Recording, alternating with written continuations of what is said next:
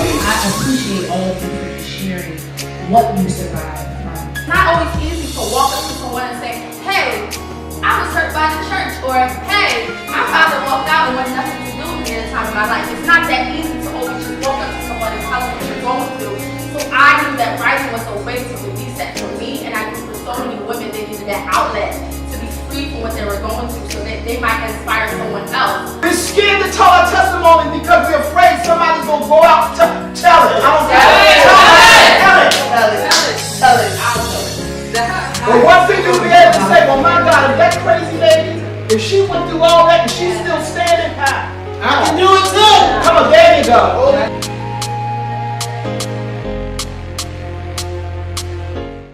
I was in a seminar and one of the speakers said, change your thinking. And that hit me. Because all my life I thought I was nothing. I would never be anything. Although I was smart, although I had matriculated through life, I had a degree, I had a great job, I had this, I had that, I was still the one little girl who was the girl with no hair. But when he said to change your thinking, I instantaneously did. And what was considered ugly now became beautiful. And I saw myself differently than what I was before. And so upon that, it just became like my mantra. I didn't see things the same way anymore. I didn't see things the way that I saw them as a 6-year-old little girl. The wall that I had built up now began to tear down. And so I began to just say that on everything, on emails, on voicemails, in conversation, whatever, that became my thing. Change your thinking. Because once I changed my thought process, then how I view the situation no longer mattered in that light. Yeah. I saw it from the positive side of what it really was. And so I didn't look at it from the negative of what I was not, but what I can become and what I now have access to. Yeah. Because now my no became my next opportunity. Yeah. And so now my I can became a I can just go a different way. Mm-hmm. And so my thought process was I can do all things through Christ because I know that He strengthens me. Right. And so my story began as a kid. Well, somewhere along the line I heard the scripture, trust in the Lord with all thy heart and lean not to your own understanding, but in all of your ways acknowledge Him and He shall direct your path. I don't know where I learned it, in church at some point somewhere, but that scripture just stuck. And so when I had my mindset changed, that scripture became life for me. And so I began to test this theory. Is it really true? And so I did. And the more I tested the theory, the more God proved Himself to me. And the more God showed that He loved me, the more God blessed me in spite of what I did back then.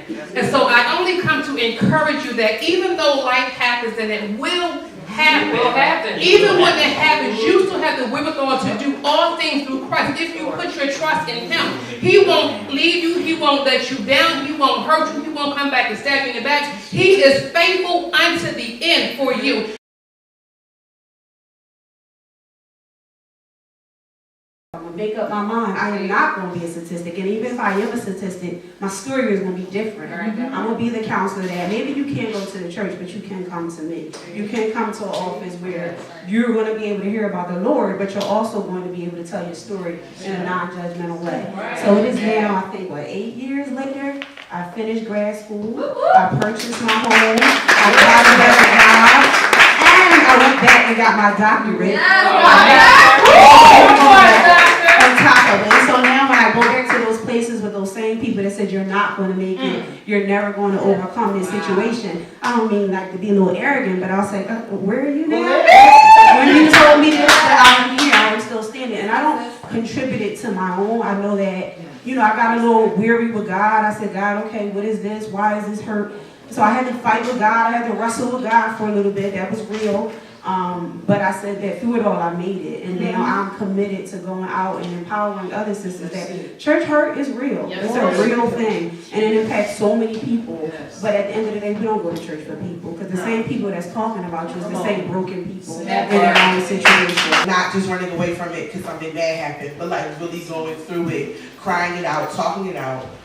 And not just talking out at the altar on Sunday, but like sitting down on somebody's couch. You can do that, that's okay.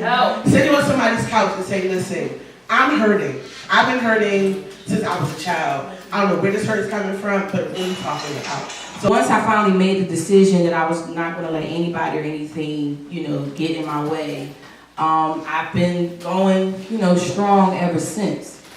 Now, again, like I said earlier, with life, there's always going to be twists and turns.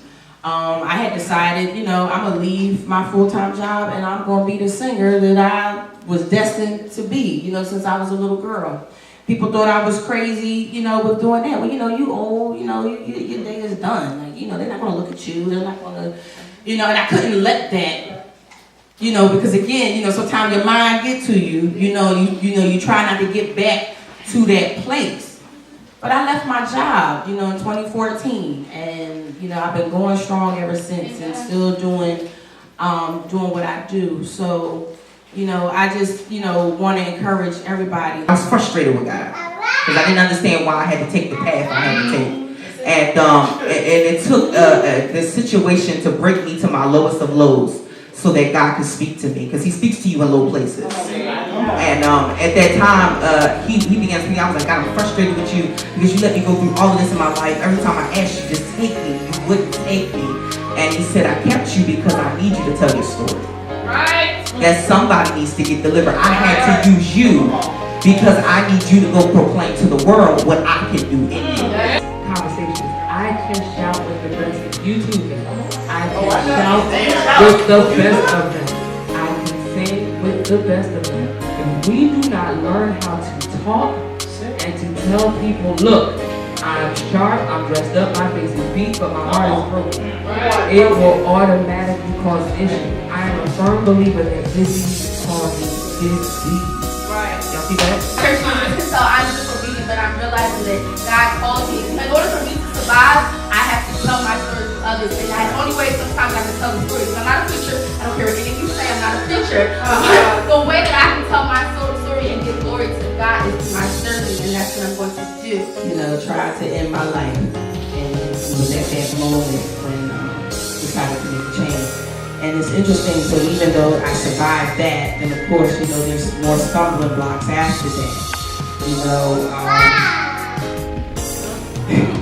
so just learning about people, because you know, you'd be surprised when you're really down, people never let you forget it. And they look for things when, you know, new things happen to you, they look to see how you're going to react to those things. So just learning how to cope, and even now, you know, I've been a single mother now for 16 months, and this kid, she keeps me going. So just, you know, opening up that new chapter, but